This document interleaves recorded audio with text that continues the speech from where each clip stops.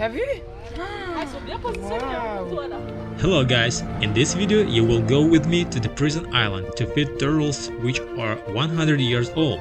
Look at the old prison and listen to the history about this place. We will walk together around the island and enjoy the view. You will open one more island of the Zanzibar archipelago and plan your trip to this amazing place.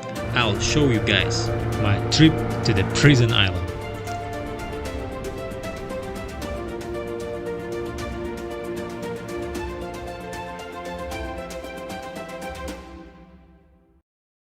Hello guys, welcome back to a new line. Subscribe to my channel, give me a like, click the bell, let's get started! When I arrived in Zanzibar, many people told me that I must visit Prison Island to feed turtles and take a look at the old prison. One day in the morning I took my camera and went to the coast to catch a boat and go to the island.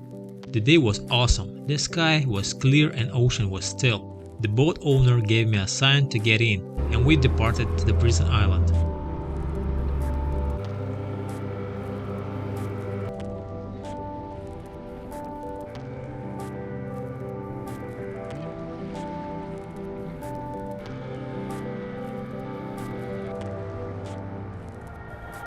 On the way to the place, waves were stirring the boat. The engine stopping time to time, but my guy looked confident.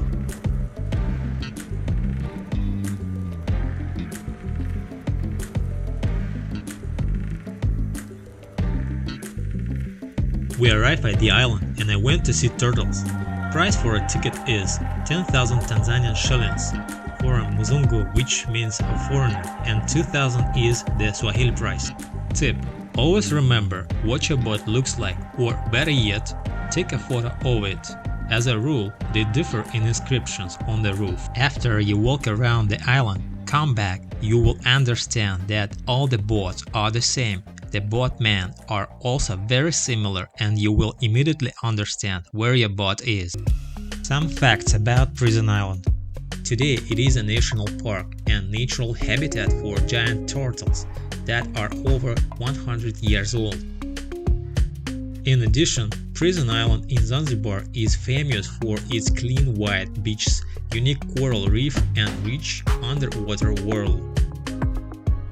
This island is known under different names: Prison Island, Chango, Turtle.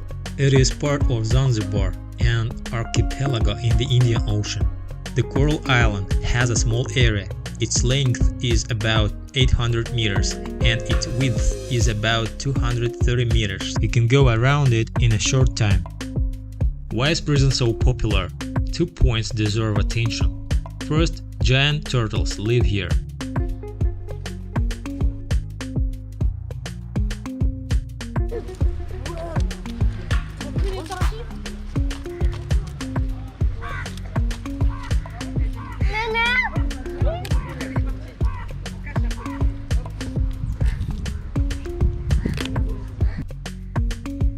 You can feed them and even stroke them.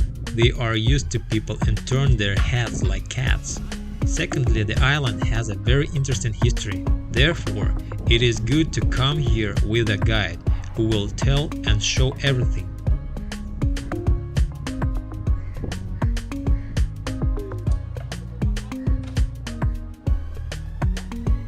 Four giant tortoises were first brought to the prison island in 1919 as a gift from the governor of the Seashells.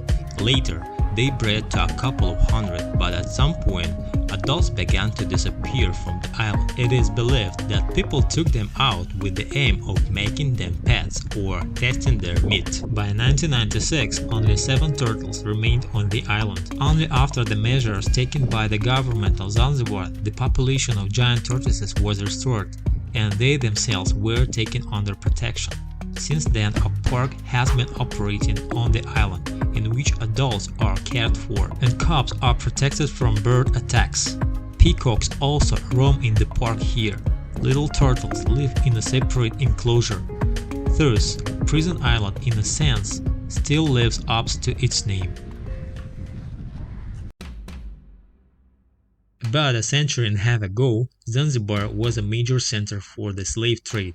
From here, slaves were sent to other countries, mainly Asian ones, and before that, they were kept in inhuman conditions, for example, in deep damp caves, which from time to time were flooded with water. Arab headhunters camped African lands. The prison island was a place where Arabs not only kept slaves before selling them, but also where the guilty slaves were exiled. It was considered the most terrible crime to rebel against your master. There was a coral mine here, so the fate of the rebels was unenviable. Moreover, the slave trade on the island lingered longer than in other places. If people were forbidden to trade in 1976, then here men, women and children were sold and brought for several more years.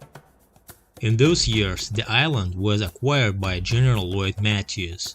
Lloyd was born in Madeira in the middle of the 19th century. He created an army for Sultan Bagrat, taking the troops of Europe as an example. In addition to Arabs and Persians, Africans now served in it, about 1,300 people in total. They were armed with rifles, wore a uniform of certain colors. The army was supposed to prevent the illegal trade in slaves. Lloyd managed to capture one of the main slave traders. Matthew became commander-in-chief of the armies, later the first minister of the constitutional government of Zanzibar. He was also awarded a knighthood.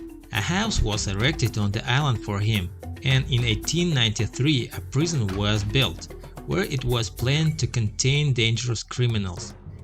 It was a whole complex that included a road, a water tank, and living quarters for those who were to serve in prison, as well as a mosque, a walking yard, and of course the main building with cells of various sizes and barred windows. Hygiene issues were resolved in a peculiar way. The structure was designed so that part of it hung over the water where waste was dumped.